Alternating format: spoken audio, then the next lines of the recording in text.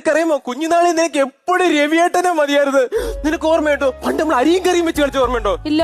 പുഴയിൽ പോയി നീന്തി കുളിച്ച ഓർമ്മയുണ്ടോ? ഇല്ല. വീട് പണിഞ്ഞ ഓർമ്മയുണ്ടോ? ഇല്ല. അച്ഛനും അമ്മയും കളിച്ച ഓർമ്മയുണ്ടോ? അത് അറിവില്ലാത്ത പ്രായത്തിലല്ലേ. അത് നിനക്ക്, പക്ഷെ എനിക്ക് ചിലതൊക്കെ അറിയായിരുന്നു. പട്ടി. അന്ന് നിനക്ക് ഞാൻ കളിമണ്ണിൽ വീട് വെച്ച് തരുമായിരുന്നു.